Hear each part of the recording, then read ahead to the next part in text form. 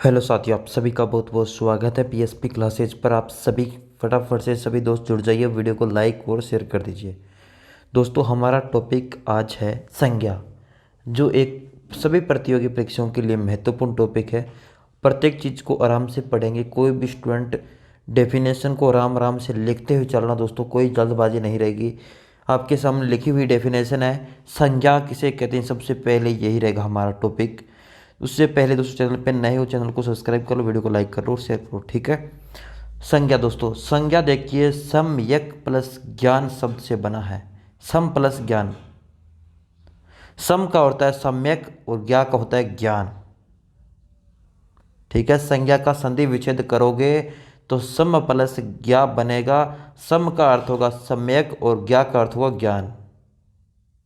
संज्ञा का अर्थ है नाम, अर्थात किसी व्यक्ति, वस्तु, स्थान और भाव इत्यादि सम्यक ज्ञान कराने वाले शब्द को संज्ञा कहते हैं। हम किसी भी प्रकार का कोई भी शब्द बोलते हैं कि किसी प्रकार का शहर हो, चाहे कोई वस्तु हो, चाहे कोई व्यक्ति का नाम हो, ये सारे की सारी संज्ञा है। संज्ञा का एक प्रकार से उस वस्तु का ही नाम, अगर किसी वस्तु का कोई निश्चित नाम है तो वो संज्ञा मानी जाएगी। इस प्रकार कोई वस्तु हो गई, स्थान हो गया, भाव हो गया, इत्यादि सारे सम्यक ज्ञात करवाने वाले को संज्ञा कहते हैं। जैसे मोहन, सोहन, जयपुर, कुर्सी, पेन, नदी, अमीरी, गरीबी, बुढ़ापा, बचपन इत्यादि, ये सारे के सारे दोस्तों संज्ञा के अंदर आते हैं। समझ में आ गया? तो चलिए नेक्स्ट स्लाइड पे। संज्ञा के प्रकार दोस्तों, संज्ञा कितनी प्रकार की होती है? तो संज्ञा तीन प्रकार की होती है दोस्तों। व्यक्तिवाचक संज्ञा, जातिवाचक संज्ञा, भाववाचक संज्ञा। संज्ञा के तीन प्रकार है दोस्तों, व्यक्तिवाचक, जातिवाचक, भाववाचक। उसके बाद नेक्स्ट व्यक्तिवाचक। व्यक्तिवाचक संज्ञा किसी व्यक्ति, वस्तु, स्थान इत्यादि के नाम का बोध कराने वाले शब्द व्यक्तिवाचक संज्ञा कहलाते हैं। व्यक्तिवाचक संज्ञा किसी व्यक्ति, अब दोस्तों पहले आपने प्रकार देख लिए, अब व्यक्तिवाचक संज्ञा की बात करेंगे। किसी व्यक्ति, स्थान इत्यादि के नाम का बोध कराने वाले शब्द को व्यक्तिवाचक संज्ञा कहते हैं। किसी व्यक्ति का बोध कराते हैं, किसी वस्तु का बोध करवाते हैं। ज्यादातर दोस्तों इसका नाम का बोध कराता है, व्यक्ति का नाम और वस्तुओं के नाम, उन्हें दोस्तों व्यक्तिवाचक के अंदर लिया जाता है। व्यक्तियों के नाम जैसे रमेश, सुरेश, मोहित, रोहित, सीमा, रीमा इत्यादि। और वस्तुओं के नाम पर आधारित लेंगे, उषा, पंखा, खेतान, कूलर, सिलो, कुर्सी, गोदान, पुस्तक, Reynolds, pen, Voltas, AC, Videocon, TV इत्यादि। ये सारे के सारे प्रकार का व्यक्तिवाचक संज्ञा के अंदर आते हैं। चलिए नेक्स्ट। स्थानों के नाम भी होते हैं, गंगा नदी, अरावली पर्वत, अमेरिका, भारत, जोधपुर, कुमेर, खुशी ई मित्र इत्यादि। इस प्रकार के दोस्तों स्थानों के नाम हो। विशेष व्यक्तिवाचक संज्ञा का प्रयोग हमेशा एक वचन में किया जाता है, अर्थात ऐसे एक वचन में किया जाता है जिसका बहुवचन न बनाया जा सके। अब गंगा नदी का दोस्तों बहुवचन तो नहीं बन सकता, अरावली का बनेगा क्या? अमेरिका, भारत, जोधपुर, इनके बहुवचन नहीं बनाए जा सकते। पीछे देख लो, इनके नाम के बहुवचन नहीं बनाए जा सकते, ठीक है ना। हमेशा एक वचन जो भी शब्द आते हैं, एक डेफिनेशन में साधारण डेफिनेशन ये होगी दोस्तों, जिसमें एक वचन आते हैं, बहुवचन उस शब्द का नहीं बनाया जा सकता, उन्हें दोस्तों व्यक्तिवाचक संज्ञा के अंदर शामिल करते हैं। यह आपका हो गया आपका व्यक्तिवाचक। अब 2 नंबर है जातिवाचक दोस्तों। 2 नंबर हमने अभी संज्ञा को 3 प्रकार में बांटा था, जातिवाचक, भाववाचक, ठीक है। अब व्यक्तिवाचक पे चलते हैं, सॉरी जातिवाचक। किसी व्यक्ति, वस्तु, स्थान इत्यादि पूरी जाति या वर्ग का बोध कराने वाले शब्द को जाति संज्ञा कहते हैं दोस्तों, जातिवाचक संज्ञा कहलाते हैं। कोई वस्तु हो गई, उसका स्थान का बोध कराती है दोस्तों, या पूरी जाति या वर्ग का बोध करवाती है, उसे दोस्तों इसके अंदर शामिल करेंगे। जैसे व्यक्ति, इस संबंध देखिए, मनुष्य, स्त्री, पुरुष, लड़की, गाय, भैंस, बकरी, तोता, कबूतर, कुत्ता इत्यादि। ये सारे के सारे जातिवाचक संज्ञा के अंदर आते हैं, क्योंकि मनुष्य एक जाति तो है, स्त्री एक जाति था, उसके अंदर दोस्तों एक वर्ग है स्त्री का, पुरुष एक वर्ग है, लड़की एक वर्ग है, गाय का एक वर्ग है। इस प्रकार इसके अंदर दोस्तों ना कि ये आप उसके अंदर व्यक्तिवाचक के अंदर शामिल कर लेंगे। व्यक्तिवाचक के अंदर निश्चित उसका नाम रहेगा। पुरुष के अंदर एक वचन है क्या दोस्तों? पुरुष के अंदर बहुत ज्यादा आए जाएंगे, पुरुष शामिल होंगे, लड़की के अंदर भी। वस्तु पंखा, टीवी, कूलर, फ्रिज, एसी, पुस्तक, पेन, कुर्सी, मेज, मोबाइल इत्यादि दोस्तों, इनके दोस्तों आपके आएंगे जातिवाचक के अंदर। और स्थान देखिए तो नदी, झील, पहाड़, देश, जिला, शहर, विद्यालय, ई मित्र इत्यादि। अब कुछ स्टूडेंट जातिवाचक पर जाएंगे। जातिवाचक के अंदर दोस्तों देखिए यहाँ पर वस्तुओं के नाम, उषा पंखा यानी कंपनी का नाम दिया उषा पंखा, खेतान का कूलर, सिलो कंपनी की कुर्सी, गोदान गोदान नामक की पुस्तक है, रेनोल्ड पेन है, वोल्ट्स एसी है, वीडियोकॉन टीवी है। यानी दोस्तों कंपनी का नाम देख के उसका वस्तु का नाम बोध करवाया है। इसमें देखिए डायरेक्ट ही इन्होंने पंखा दे दिया, टीवी दे दिया, इसमें बताया तो नहीं कंपनी का नाम। स्थान नदी हो गई, झील हो गया, पहाड़ हो गया, देश, जिला, शहर, विद्यालय, ई मित्र इत्यादि। आप खुद भी कन अपने अपने इसका करोगे ना, आप दोनों में भेद निकालोगे तो आपको पता लग जाएगा कि सर इसमें ये हो रहा है, इसमें ये। विशेष जातिवाचक संज्ञा का प्रयोग हमेशा बहुवचन में किया जाता है, अर्थात ऐसे में एक वचन में किया जाता है। जातिवाचक संज्ञा का हमेशा प्रयोग बहुवचन में किया जाता है, अर्थात ऐसे एक वचन में किया जाए जिसका बहुवचन बनाया जा सके। अब पंखा का दोस्तों बहुवचन बनाया जा सकता है, इसके अंदर कितने शामिल होते हैं? टीवी, कूलर, फ्रिज, इस प्रकार के। चलिए अब तीसरा आ गया, हमने व्यक्तिवाचक, व्यक्तिवाचक, जातिवाचक पढ़ चुके हैं। भाववाचक वे संज्ञा जो किसी भाव, अवस्था, गुण, दशा, आकार, स्वभाव इत्यादि का बोध करवाते हैं उसे भाववाचक संज्ञा कहते हैं। समझ में आया क्या कुछ? भाववाचक संज्ञा के अंदर वे संज्ञा शब्द जो किसी भाव, अवस्था, गुण, दशा, आकार, स्वभाव इत्यादि का बोध कराते हैं उन्हें भाववाचक संज्ञा कहते हैं। जैसे सुख दुख, अमीरी गरीबी, बुढ़ापा, बचपन, जवानी, दया, प्रार्थना, प्रेम, प्यार, मिठास, सौंदर्य इत्यादि। ये सारे के सारे दोस्तों आपके इसी के अंदर आएंगे, क्योंकि दोस्तों एक गुण का आकार बता रहे हैं। कोई कमजोर व्यक्ति है, कोई गरीब व्यक्ति है, कोई दुख है, किसी का सुख है, कोई अमीर है, कोई गरीब है, कोई बूढ़ा है, कोई बचपन जवानी है। तो इस प्रकार के दोस्तों गुण बता रहा है। भाववाचक संज्ञा का प्रयोग हमेशा एक वचन में किया जाता है, बहुवचन में प्रयोग होते हैं। भाववाचक संज्ञा जातिवाचक संज्ञा बन जाती है। इसमें हमेशा एक वचन का प्रयोग किया जाएगा, बहुवचन प्रयोग करते ही भाववाचक संज्ञा बन जाएगी। भाववाचक संज्ञा या जातिवाचक संज्ञा बन सकती है दोस्तों। आपको केवल उदाहरण आपको याद होना चाहिए, हमें डेफिनेशन से कुछ नहीं लेना देना है। अब दोस्तों जातिवाचक संज्ञा के दो भेद हैं, हमने पढ़ी थी ना जातिवाचक, ये इसके दो भेद है, उन पे चर्चा करते हैं। जातिवाचक के दो भेद है दोस्तों।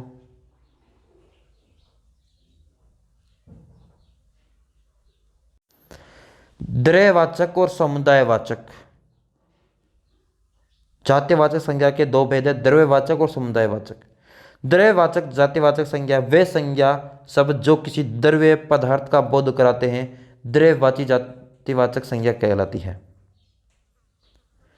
जो किसी द्रव्य यानी दोस्तों पदार्थ का बोध करवाती है। द्रव्य आप जानते हो, ठोस, तरल, ये सारे आप जानते हो, जैसे सोना, चांदी, तांबा, पित्तल, लोहा, प्लास्टिक, स्टील, तेल, दूध, घी, पानी, शक्कर, गैस, डीजल, पेट्रोल इत्यादि जितनी भी प्रकार की आपकी होती है ना, इनको सारों को द्रव्यवाची संज्ञा के में शामिल करेंगे। और समुदायवाची वे समूहवाची या जातिवाचक संज्ञा दोस्तों वे संज्ञा जो किसी समुदाय या समूह का बोध करवाती है उन्हें जातिवाचक संज्ञा कहते हैं।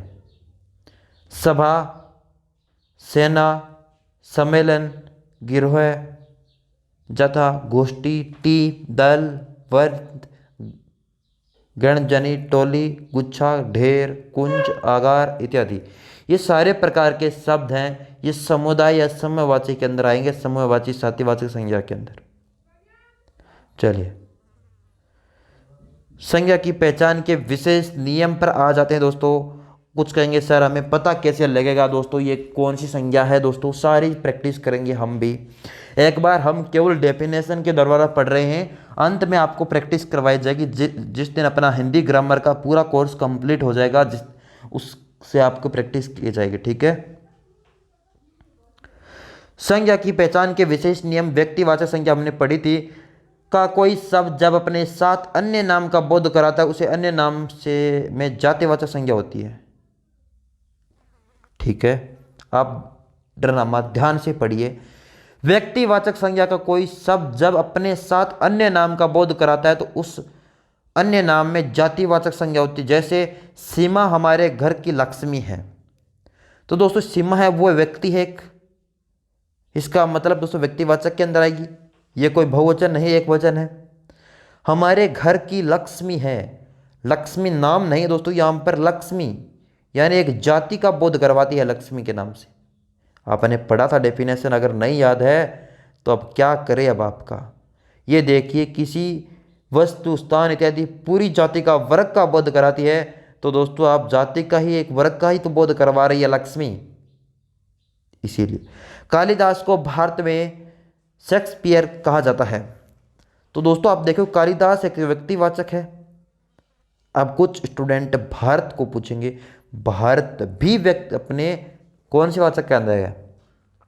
अरे कौन से वाचन दोस्तों आपका पढ़ा था ना, पहला व्यक्तिवाचक इसके अंदर आएगा। और एग्जाम्पल भी हमने पढ़ा था, इसके अंदर नहीं पढ़ा था क्या? सॉरी, जातिवाचक आएगा क्या? जातिवाचक, एक मिनट रुकना। सही है वो। शेक्सपियर ये जाति का एक बोध करवाता है, इसलिए उसको जातिवाचक हो जाएगी। प्रभु देवा को भारत का माइकल जैक्सन कहा जाता है। तो प्रभु देवा कौन है? एक व्यक्ति है, को भारत का माइकल जैक्सन कहा जाता है। तो इसका मतलब ये जाति का ही तो बोध करवा रही है, कुछ और तो नहीं करवा रहे, जाति का ही बोध करवा रहा है। इसीलिए दोस्तों इसको जाति। अब मैं केवल आपको व्यक्तिवाचक का ही दोस्तों आपको बता रहे हैं अपने व्यक्तिवाचक कौन कौन से होंगे। भारत में अनेक जयचंद है। भारत एक व्यक्तिवाचक है, मैंने अभी भी बताया था आपको, भारत एक व्यक्तिवाचक है। और अनेक जयचंद है, जयचंद एक जाति का बोध करवा रही है, एक वर्ग का, एक समूह का बोध करवा रही है। राधा तो हमारे घर की गंगा है, गंगा एक जाति है, जातिवाचक के अंदर आएगी। और राधा एक व्यक्तिवाचक संज्ञा के अंदर आएगी। जातिवाचक संज्ञा में कोई शब्द जब किसी व्यक्ति विशेष के अर्थ में रूढ़ हो जाता है तो उसे व्यक्तिवाचक संज्ञा कहते हैं।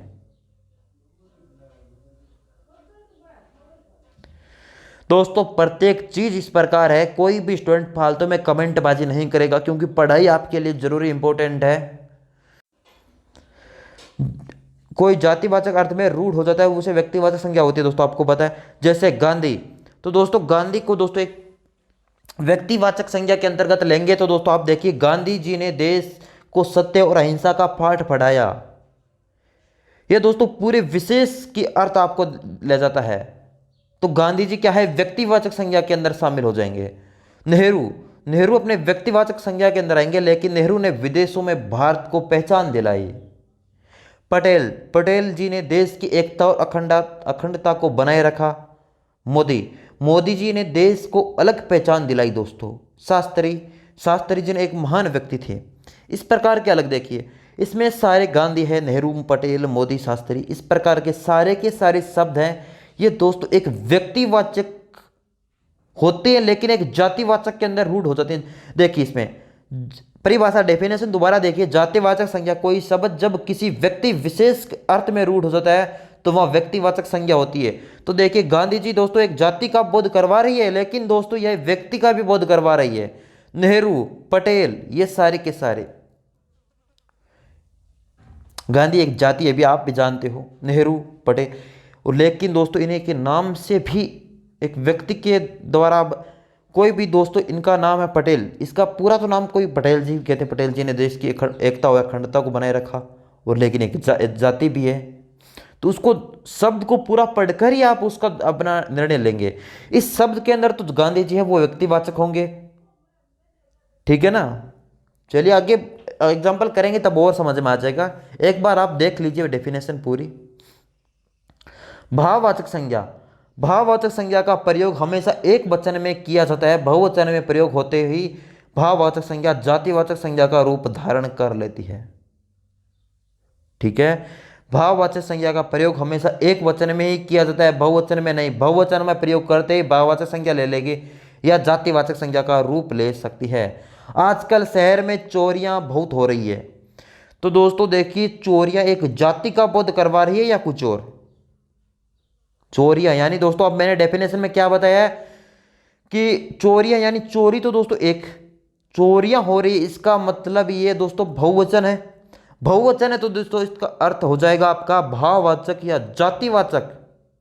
जातिवाचक संज्ञा एक जाति का बोध करवा रही है, मैंने ऊपर डेफिनेशन लिखी है, डेफिनेशन के अनुसार ही नीचे उदाहरण है आपका, एग्जाम्पल है। शहर में गंदगियों के ढेर लग गए, अब गंदगी केवल दे रखा तब तो भाववाचक होती, लेकिन बहुवचन दे दिया तब जाति का बोध करवा रही है यहां पर। चलिए अब तो नजदीकियां भी दूरी बन गई है, तो नजदीकियां भी दोस्तों बहुवचन है और दूरियां भी बहुवचन है, इसके मतलब है कि ये जाति का बोध करवा रही है दोनों के दोनों शब्द। हम सब की प्रार्थनाएं बेकार नहीं जाएगी, प्रार्थना तो एक वचन होगा तब तो दोस्तों आपका भाववाचक होगा, लेकिन प्रार्थनाएं ए की मात्रा लगते ही दोस्तों जातिवाचक शब्द इसका जुड़ जाएगा, जातिवाचक संज्ञा का रूप ले लेगा ये प्रार्थनाएं। मुझे सुखों में जीवन यापन करने की चाह नहीं है, सुख में नहीं सुखों में, तो जाति का। उस पर दुखों का पहाड़ टूट गया, तो जातिवाचक होगी दोस्तों, ना कि व्यक्तिवाचक या भाववाचक। ये हम किसके उदाहरण पढ़ रहे हैं दोस्तों, एक बार मैं बता देता हूं आपको, जो भी स्टूडेंट कमेंट करेंगे संज्ञा की पहचान के दोस्तों, संज्ञा आपको किस प्रकार आपको पहचान करनी है उस पर। इसकी पूरी की पूरी पीडीएफ हमारे टेलीग्राम पर मिल जाएगी, जिसका लिंक डिस्क्रिप्शन में दे रखा है। यदि किसी विशेषण में बहुवचन में प्रयोग दिया जाता है तो जातिवाचक संज्ञा हो जाती है। यदि किसी विशेषण, दोस्तों विशेषण आएगा तो मैं परिभाषा में बता दूंगा विशेषण क्या होगा, हम टॉपिक स्टार्ट करेंगे तब। यदि किसी विशेषण में बहुवचन में प्रयोग कर दिया जाता है तो जातिवाचक संज्ञा होती है। जैसे छोटों को अच्छी सलाह देनी चाहिए, तो दोस्तों यहां पर क्या हो रहा है, बहुवचन है या एक वचन है। आपने कहा सर छोटो यानी बहुवचन है, बड़ों का बहुवचन है, गरीबों का बहुवचन, कमजोरों का बहुवचन, तो ये सारे की सारी जातिवाचक हो जाएगी। कोई दोस्तों आपको पूरा डेफिनेशन आप देखते ही पहचान सकते हो, बस नियम ज़्यादा नहीं है दोस्तों, 7-8 नियम है, बस यही आपको याद हो गए तो आपको अपनी संज्ञा है दोबारा पढ़ने की जरूरत नहीं पड़ेगी।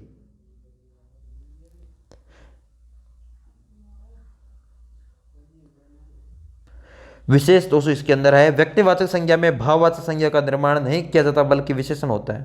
ये छोड़ो, आप विशेषण स्टार्ट होगा तब करवा देंगे।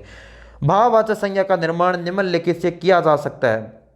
अब दोस्तों जातिवाचक को भाववाचक में कंफ्यूज हो रहे जो स्टूडेंट, उनको बताना चाहूंगा डेफिनेशन क्या है जातिवाचक की, जिसमें एक वचन हो और भाववाचक के अंदर बहुवचन हो। तो बच्चा एक वचन, बहुवचन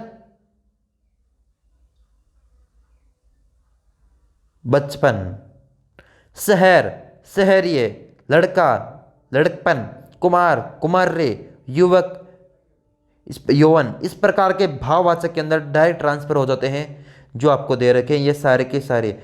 जातिवाचक भाववाचक ये आपके शब्द हैं सारे के सारे।